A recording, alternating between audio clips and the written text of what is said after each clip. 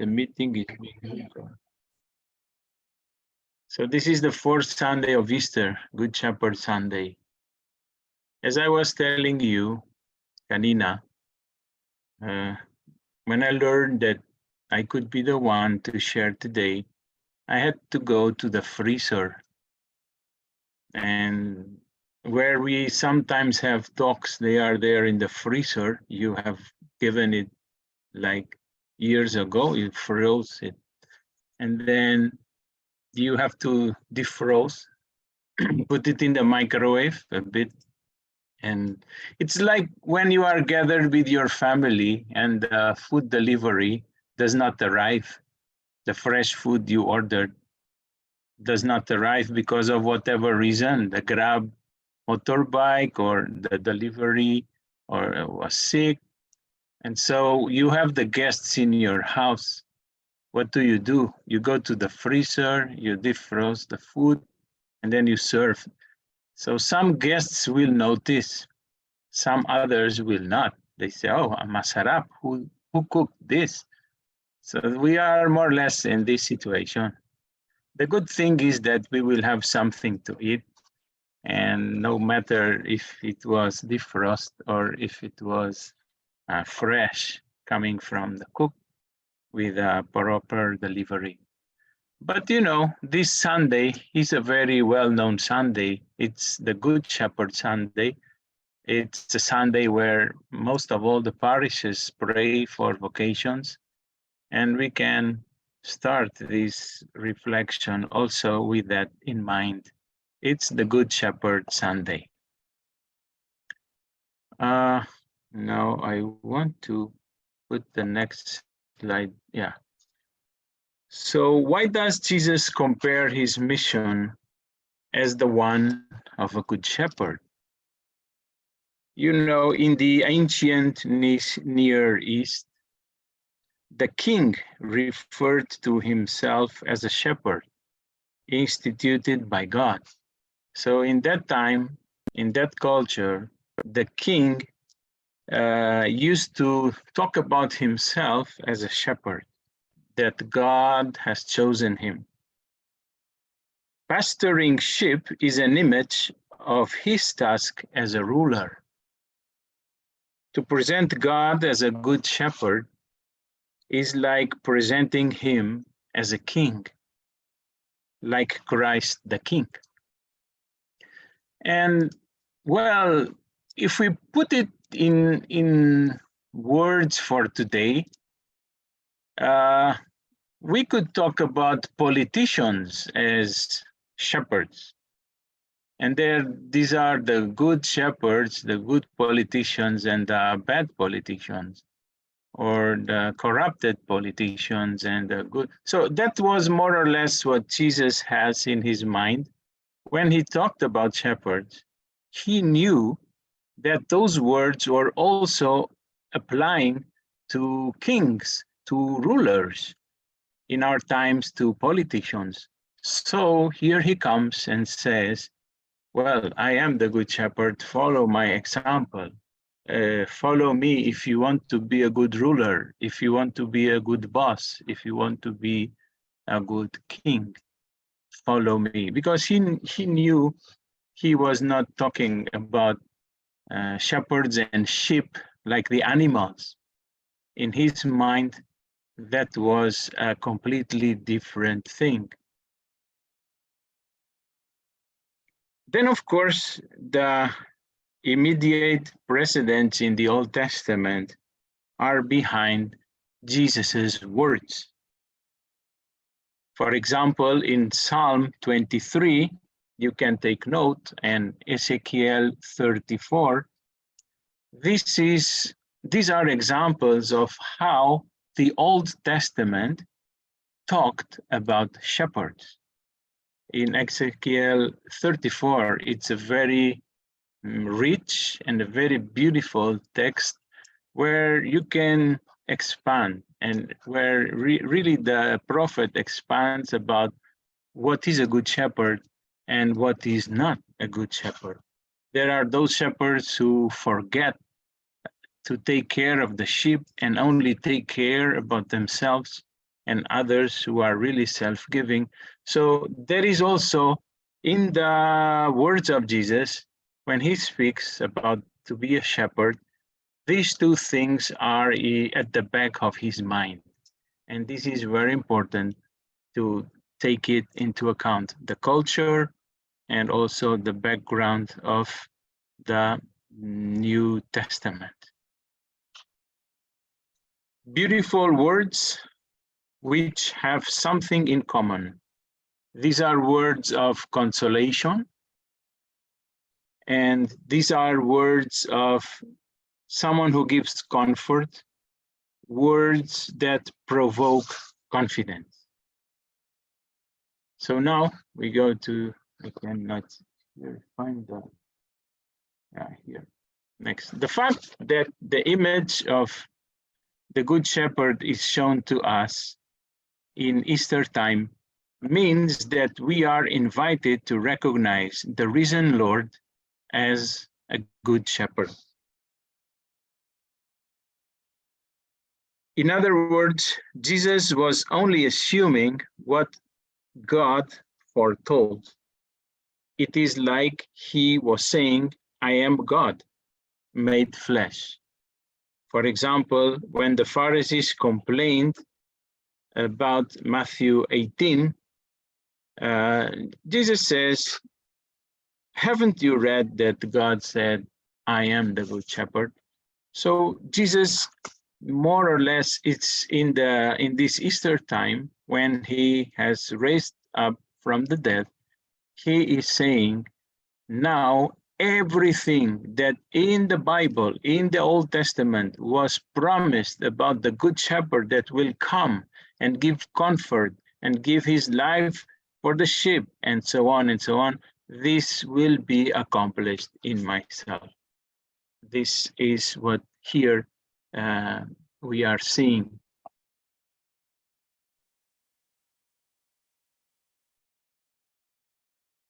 So I would like to invite you to focus your prayer in Jesus, the Good Shepherd. I invite you to contemplate how the risen Lord acts, behaves like the Good Shepherd.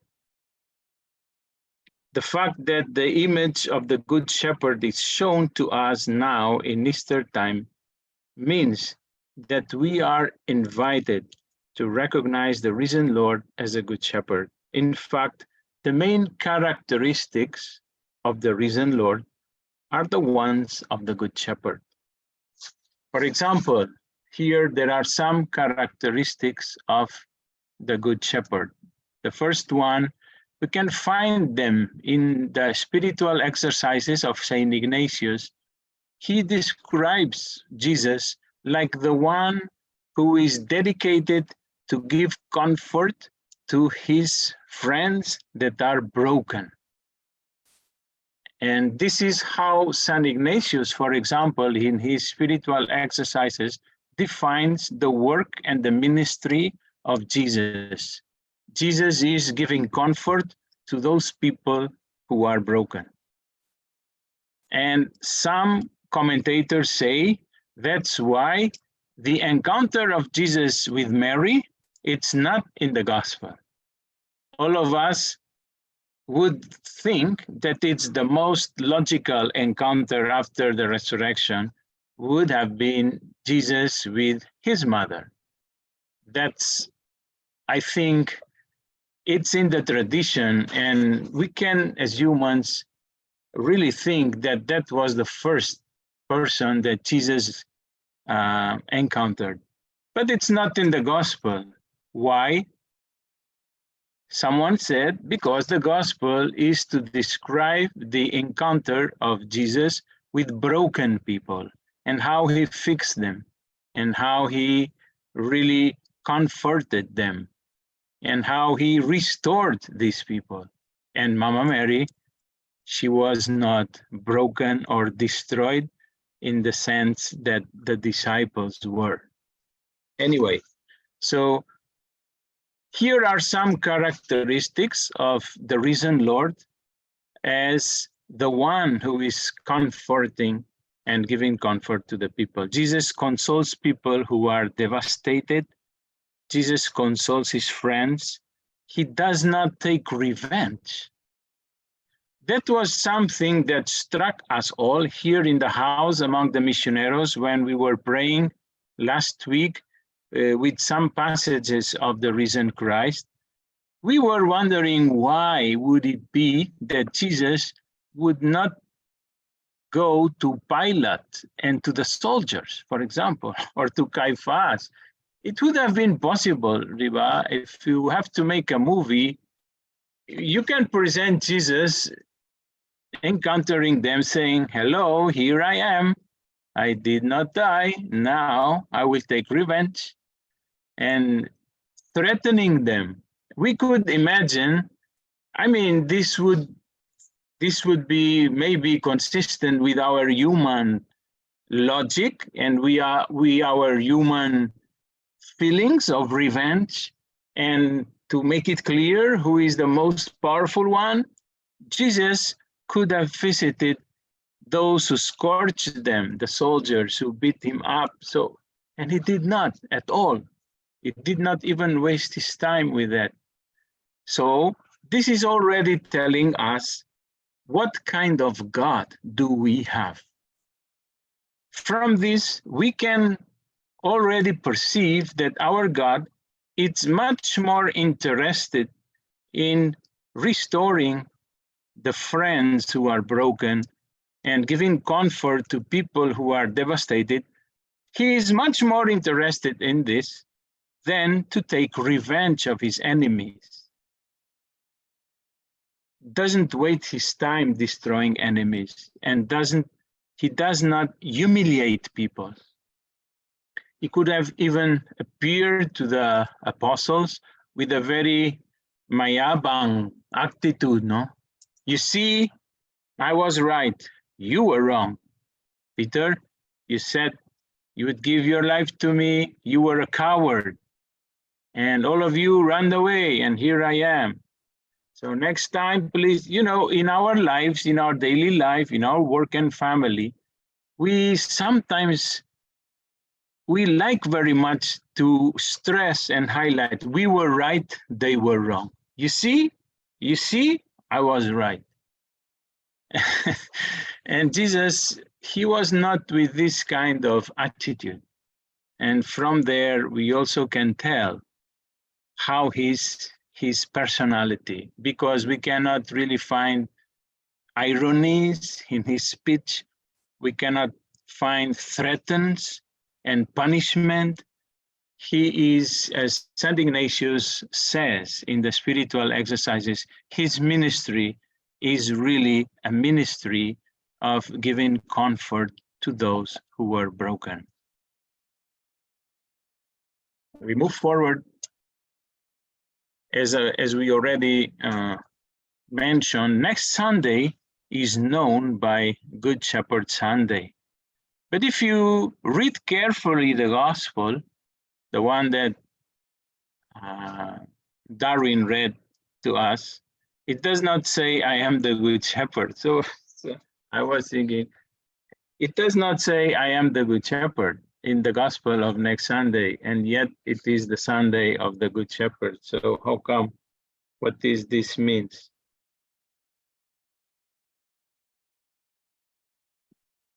Do you know? If we are to receive the mission, and if we want to take it serious, here we will find some criteria, some guidelines of what we are supposed to live as shepherds, as apostles, as disciples of Christ. We already went through the main characteristics of the risen Christ. And now I would like to give you some examples, some mini guidelines, or where can you find in the gospel examples of Jesus being Good Shepherd. And one of them, very clear, you can find it in John 10, verse 3. It says there, he calls his sheep one by its name and leads them out. And now I would ask you, what comes to your mind in the context of the Gospel of John when you listen to these words? He calls his sheep one by its name and leads them out. In my mind, it comes the person of Lazarus. Jesus called Lazarus by his name and lead him out of the tomb, out of death. Actually, you can also confront it with John 11:43.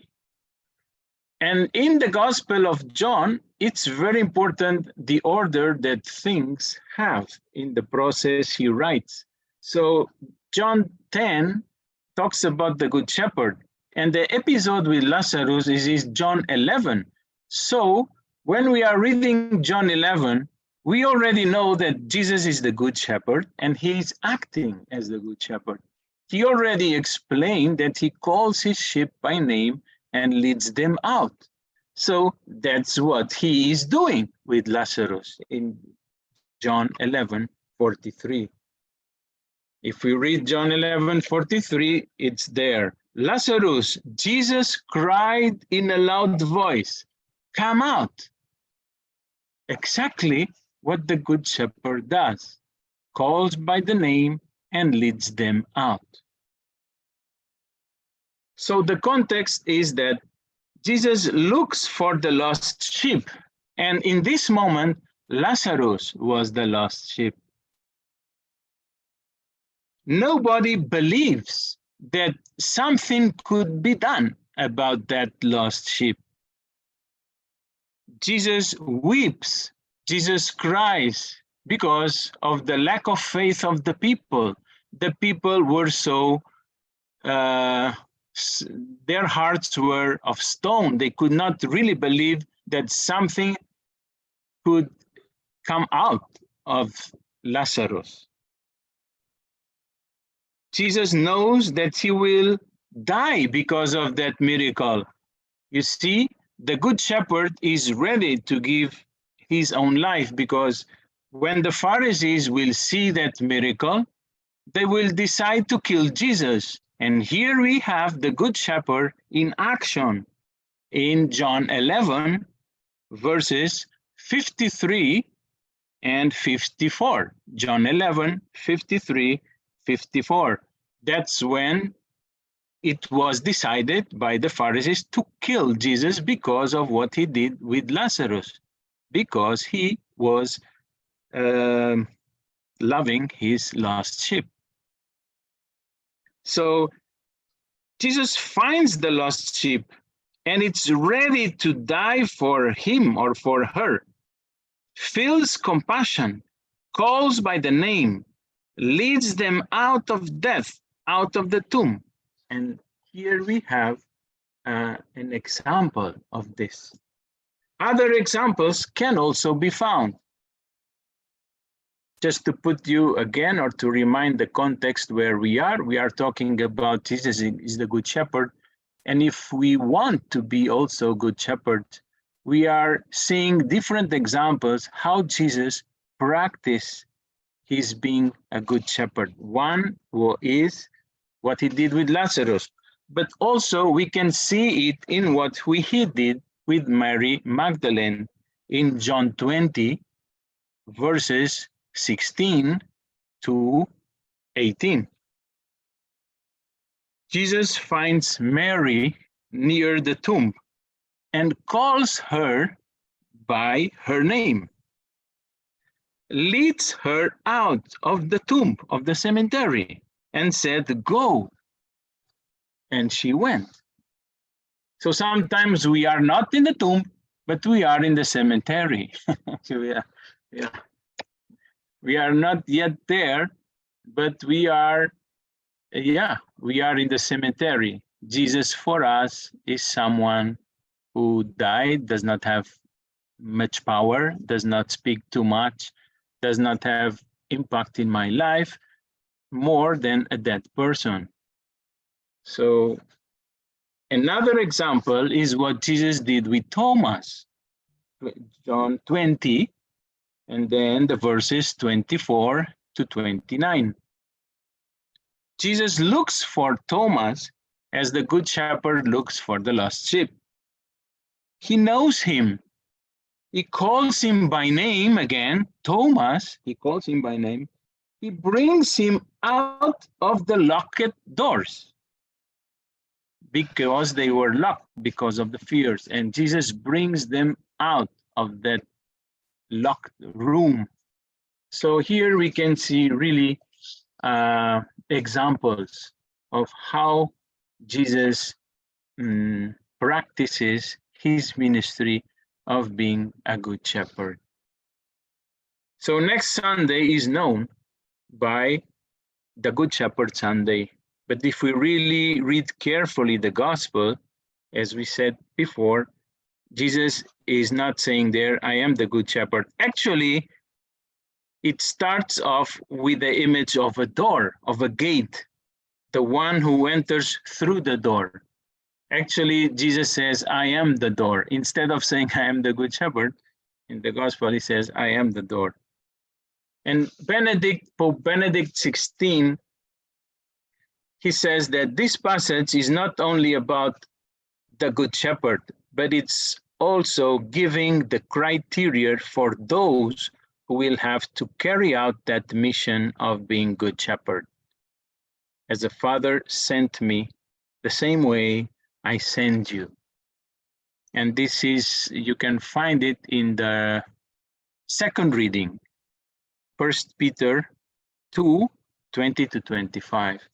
These are the criteria for all those who want to be and follow the Good Shepherd. So if we are to receive this mission, and if we want to take it serious, here we will find some criteria and guidelines.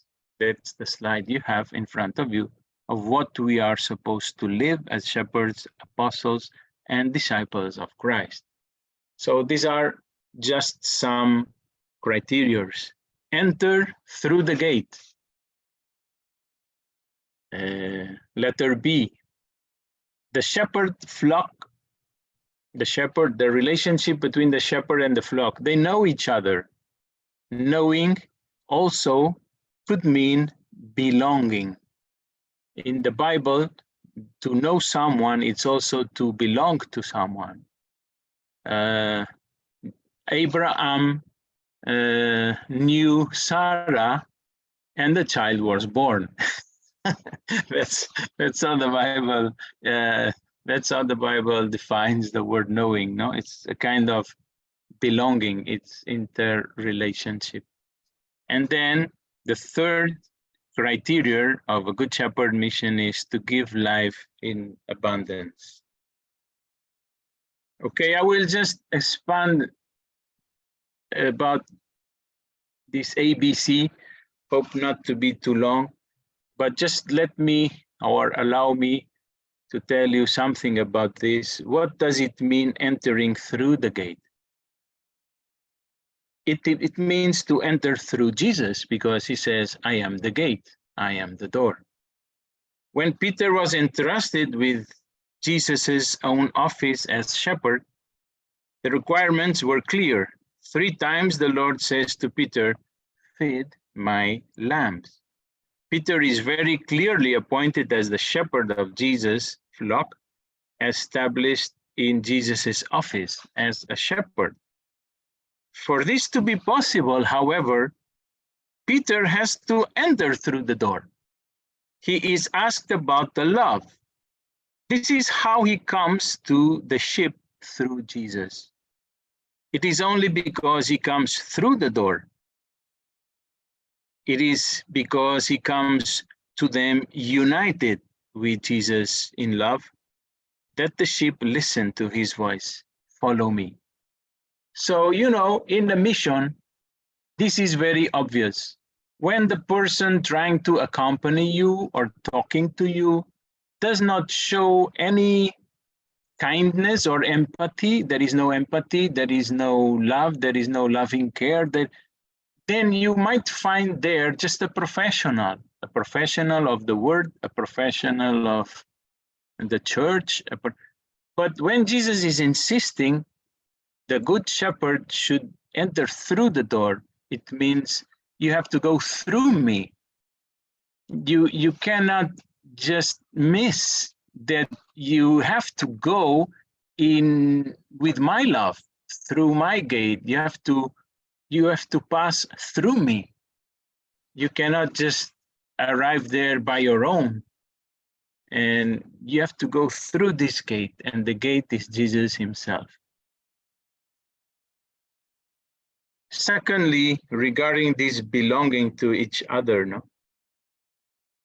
knowing and belonging are interrelated. The sheep know the shepherd because he knows them, and the shepherd knows them because they belong to him, and they know him because they are his. Knowing and belonging are one of the same thing. So note, the shepherd does not possess like a thing to be used or consumed.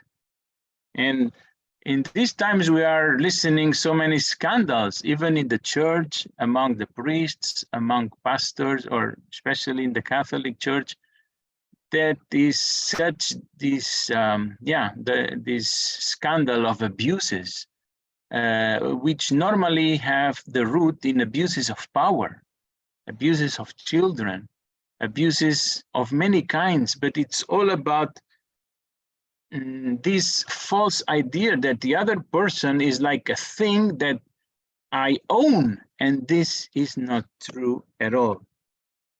Belonging much deeper as a possession of things. No human being belongs to another in a way that things do. Children are not the parents' property. Spouses are not each other's property, yet they do belong to each other in a human, deeper way, but much more than a piece of wood or a piece of land or whatever else we call property. Children belong to their parents, but they are creatures of God in their own right, unique and original. They belong to their God, to their Creator. So belong to each other is in mutual responsibility, accepting one another's freedom.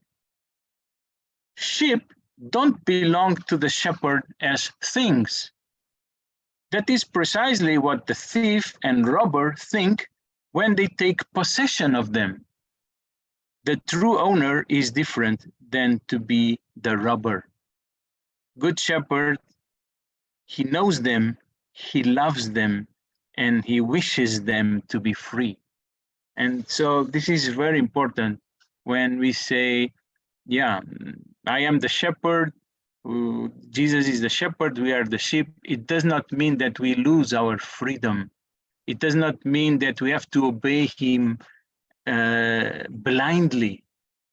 We should maintain our dignity, our freedom, our uniqueness, and in that sense belonging to him, but as two spouses belong to each other, but they also respect each other. And then the good shepherd is also the one who gives life in abundance. And this is the greater promise of the good shepherd. I have come to give life and to give it in abundance. What does it mean? What does life consist in? Where do we find life in abundance? Because we have different examples, Riba, the prodigal son squandering the whole portion God gave him, God the Father gave him. He was looking for life in abundance. Or the thief, the robber, taking everything for our own selves alone. Sometimes we have this attitude, just taking and grabbing everything, people, money, grab anything you see just for me alone, for myself alone. But Jesus promises us, he will show us where to find this abundant life. He will show us pasture, something we can live on. He will lead us to the spring of life. And this is the Psalm 23 that we have also in this liturgy of the word. And this is Ezekiel 34. You can find it in the readings.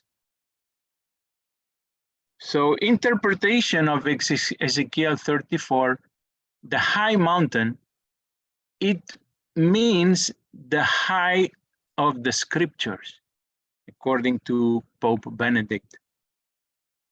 Mountain of Israel, well-watered, pastured, is the height of the scriptures. There we can find abundant life. Man lives on truth and being loved. On being loved by the truth, of being truly loved.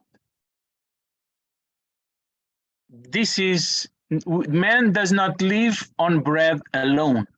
Of course we need it. Of course we need it badly, but not only that, man lives on truth and on love.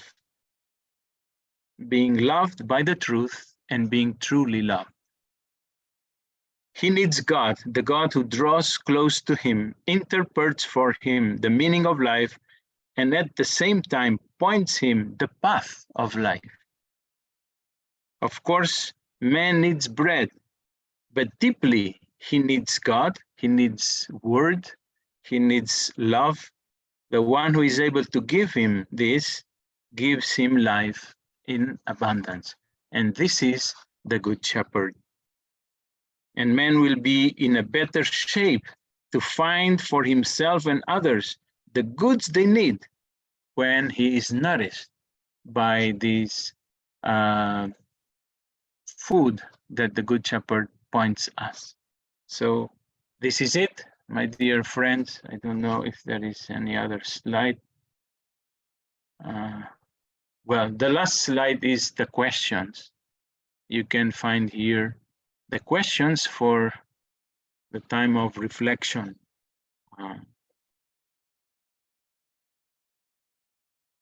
One is, what do you like most in the way Jesus appears to his disciples? Could be the passages of last Sundays. Number two, in what way do you feel the call to carry on the mission of Good Shepherd?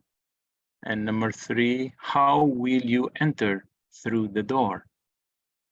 So these are three possible questions. You might have better ones, you might have just one. Anyway, do whatever you want. This is now the time of reflection is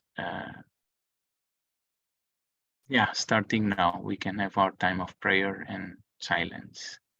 Thank you so much. Thank you for your patience. It was longer than I thought. Bear with me.